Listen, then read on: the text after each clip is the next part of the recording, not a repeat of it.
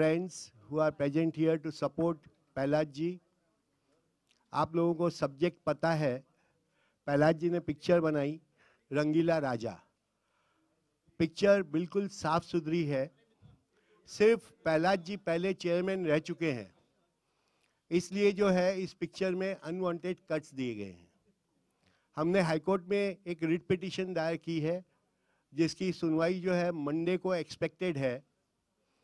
और उसके पहले हम ये चाहते हैं कि आप लोग फैसला कीजिए कि क्या सेंसर बोर्ड जस्टिफाइड है या उनको जानबूझ के जो है ये परेशान करने के लिए कदम उठाया गया है।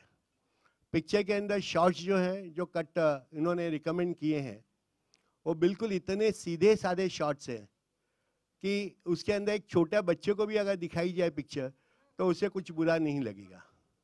और स्पेशली जब अगर कोई ये कहता है कि जब जब सीता का हरण होगा, राम की सीता का हरण होगा, हनुमान हमेशा उसके लिए आएगा, तो मेरे ख्याल से राम का शब्द यूज़ करना उसमें कुछ गलत नहीं है।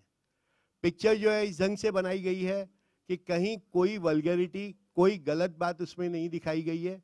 जानबूझ के प्रहलाद जी जो है अपने पीरियड के अंदर जब चेयरमैन थे, उन्होंने बिल्कुल रूल्स फॉलो किए और रूल्स फॉलो करने की वजह से काफ़ी लोगों को तकलीफें हुई। एक पिक्चर बैन हुई, वो कोर्ट में भी गई, मगर इन्होंने हमेशा रूल्स फॉलो किया। आज उस रूल्स फॉलो करने की वजह से शायद प्रेजेंट चेयरमैन जो है उनको कुछ प्रॉब्लम्स हो रही हैं, प्रेजेंट गवर्नमेंट को कुछ प्रॉब्लम्स हो रही हैं, और इसी वजह से जो है इनको परेशान करने के लिए जो है ये कट्स दिए गए। हम ये कट्स आपको दिखाएंगे, साथ में हम सीन दिखाएंगे कि कट्स जो दिए गए हैं, जो डायलॉग्स यूज़ किए गए हैं, वो किस संदर्भ में किए गए हैं। आप सिर्फ एक शब्द उठा के नहीं देख सकते, अल्टीमेटली आपको ये देखना है कि किस संदर्भ में जो है वो डायलॉग्स कहा गया है। और इसीलिए आप लोगों को हमने यहाँ इनवाइट किया है। आप लोग डेफिनेटली वो देखेंगे और आप अपना जजमेंट जो है डेफिनेटली देंगे। आई थिंक पहले जो है ये देख लें, उसके बाद सवाल जवाब करते हैं।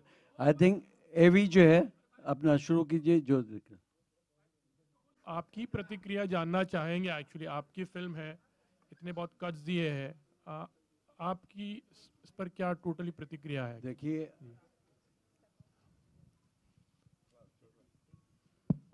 हमारी प्रतिक्रिया अगर सही होती तो यहाँ पे आपके सामने और आपके पब्लिकली लाइव आप सबके सामने क्यों दिखाते कि हमारी फिल्म में क्या है, और जो फिल्में पास हो रही है और जिस हिसाब से गाइडलाइन बोल रही है, किसी भी गाइडलाइन में एज ए चेयरपर्सन या एज ए फिल्म मेकर जो भी डायलॉग देखे या भी जो विजुअल्स देखे आपने, या विजुअल्स में गड़बड़ी है ना डायलॉग्स में गड़बड़ी है।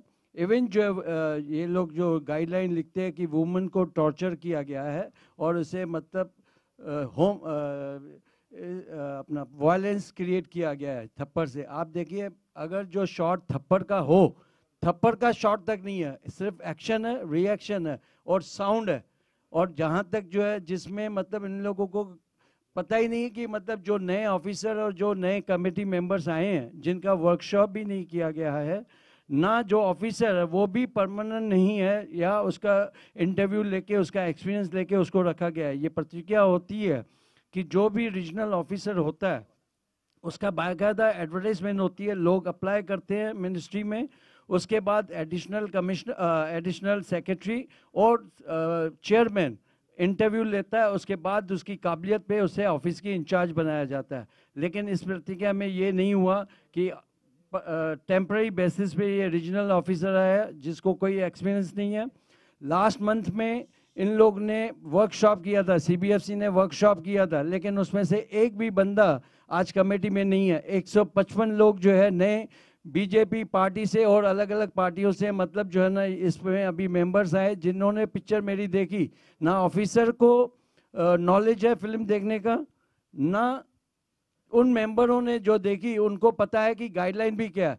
अगर ये थप्पड़ ना मारते हुए जो उन्होंने कर दिया है, मुझे लगता है जितने भी पुराने ऑफिसर है या जो भी है कभी ऐसा काटेंगे नहीं, क्योंकि शॉट ही नहीं है तो काटेंगे क्या? सबसे पहले शॉट तो होना चाहिए, तो शॉट नहीं है।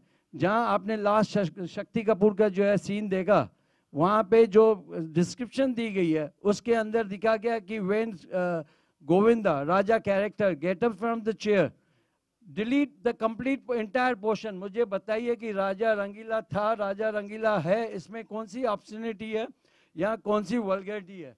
मतलब ये कि डायलॉग बोल रहा है कि मतलब काट दो, क्या इसका मतलब है व्हाट राइट एनीबॉडी हैव कि भैया आप सीन डिलीट कर दीजिए without any meaning? Entire scene जो है मतलब निकाल दो।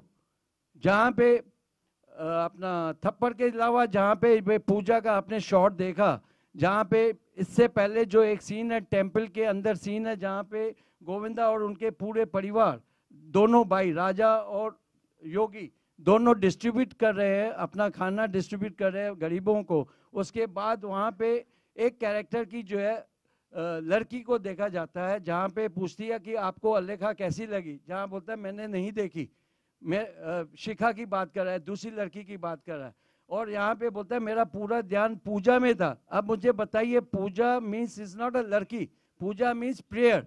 अगर इसमें कौन सा वल्गर जो है इसमें डिस्क्रिप्शन दी गई है कि वल्गर गेस्चर ऑफ गोविंदा, तो ये सारी जितनी डिस्क्रिप्शन दी गई है, यहाँ गाइडलाइन दी है, यहाँ जो कट्स दिए गए हैं, दैट इज नॉट वैलिड। अगर जो है वैलिडिटी वैसे ही खत्म हो जाती है जहाँ पे गोविंदा बैठा हुआ है और वो लिखा है कि जहाँ पे वहाँ पे स्टैंड होता है और उसके बाद की सीन खत्म कर दीजिए, दैट मीन्स आंखों में चश्मा है या आंखें काम ही नहीं करती, जिन्होंने फिल्म देखी कान बहरे हैं, जिनको डायलॉग नहीं सुना सकते हैं कि भाई रंगीला था, रंगीला है, रंगीला रहेगा।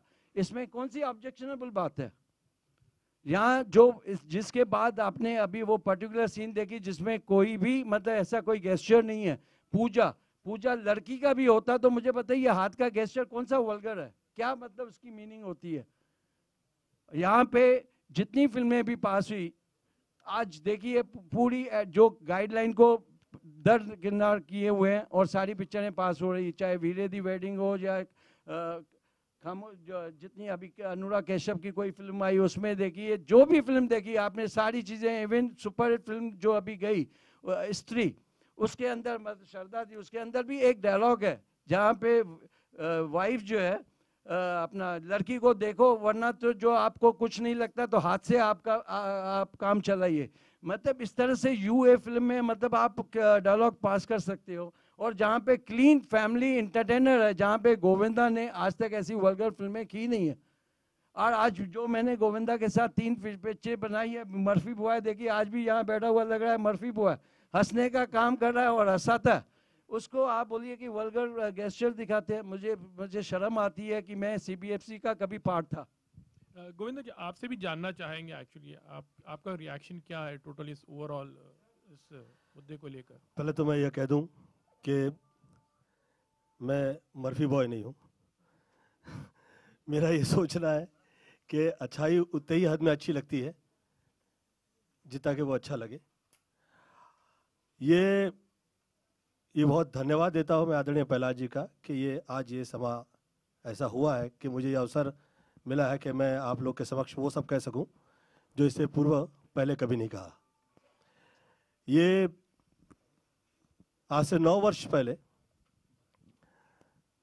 जो पिक्चर जो अच्छी हो जाए, ऐसी नजर आए कि ये हिट हो सकती है, समहाउ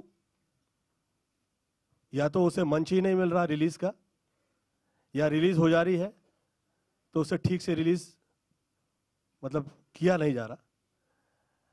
अब मैं कभी इससे पहले ऐसा नहीं कहा कि ये इसमें मुझे ऐसा कुछ नजर आ रहा है कि जिसमें थोड़े बहुत उस टाइप के लोग मिल गए हैं कि जो नहीं चाहते कि गोविंदा की फिल्म लगे, या लगे तो उसे मंच प्रदान हो। सैंडविच पिक्चर जो है आदरणीय बाला साहब ठाकरे जी की, वो थिएटर में रिलीज ही नहीं हुई। मेरे जितने आर्टिस्ट मित्रगण हैं, चाहे वो आमिर खान हो, चाहे सलमान हो, चाहे जो आर्टिस्ट हो, वो सभी ने फिल्म देख के कहा कि सुपरहिट फिल्म नजर आई गोविंदा, ये रिलीज कैसे नहीं हुई। मैं चुप हो गया। मुझे ये आदत पड़ी है, मुझे बचपन से यही माता पिता ने समझाया कि भैया ये सब भाग्य पे है, आप उसे भूल जाइए, काम कीजिए, आगे निकलिए। तो बहरहाल मैं उस पर रिएक्ट नहीं किया। फिर आदरणीय रवि चोपड़ा जी की फिल्म रिलीज नहीं हुई। ये कहकर उसे रोक दिया गया कि वो कोर्ट में निकल गई, सम प्रॉब्लम हो गया बिटवीन फाइनेंसर। मैंने सोचा हो सकता है ये भाग्य का हिस्सा हो सकता है, फाइन। फिर अष्टविनायक की फिल्म, मेरी ही फिल्म जो है वो रिलीज नहीं हुई। उसके बाद जो बनी फिल्म वो रिलीज हो गई, रोहित शेट्टी के साथ वाली। मेरी फिल्म रिलीज नहीं हुई, उसे मंच नहीं मिला। ऐसे बहुत सारी फिल्में जो है चाय गरम टाइप, जो लोग बेचारे आवाज नहीं उठा सके, ये मुझे ऐसा लगा कि कम से कम 100 करोड़ रुपए की जो फिल्म है वो 9-10 वर्ष हो गया है, वो रिलीज नहीं हुई, उसे मंच ही प्रदान मतलब दिया ही नहीं गया। अब हाल ही में फ्राइडे रिलीज हुई। आप सब जो पत्रकार गण है सभी ने बहुत तारीफ की, 3.5 रेटिंग मिली उसे। तो ये सब पढ़े लिखे लोग हैं, ये तो बेवकूफ तो नहीं है, ये सिनेमा समझते हैं, देखते हैं और देखने के बाद कहते हैं, सोचने के बाद कहते हैं। सभी ने तारीफ की, उस फिल्म को थिएटर ही नहीं मिले। क्यों? ये कहा गया कि गोविंदा की फिल्म अच्छी होगी, हम थोड़ी ना सोच सकते थे इसे कहां से थिएटर दे दें, तो उसे मंच ही प्रदान नहीं किया गया। अब यहां तक तो मैं कहा नहीं कभी किसी से, परंतु अब यह हद हो गई कि सेंसर की डेट प्रहलाद जी की फिल्म को मिली ही नहीं। यह तो हद हो गई। अब यह सोचने का विषय है। एक आदमी सह सकता है 2, 4, 3, 4, 5 साल, 9 वर्ष हो गए भाई, क्या है प्रॉब्लम, कहां है प्रॉब्लम? और मैं ऐसा क्या हो गया हूं किसी के लिए कि मैंने किसी के साथ घातपात कर दिया है? मैं ये विषय मेरे समझ में नहीं आ रहा है। मैं इस विषय पे कतई चर्चा नहीं करूंगा। मेरा ये सोचना है कि मुझे मंच ही नहीं दिया जा रहा है। मेरी फिल्में जो है वो थिएटर तक पहुंच ही नहीं पा रही हैं। ये तो मैं, ऊपर वाले ने मुझ पे कृपा कर दी है, ये ऊपर वाले ने कर्म किया है कि आदरणीय प्रहलाद जी के माध्यम से आज ये समय आया कि मैं आप लोगों के समक्ष ये कह सकूं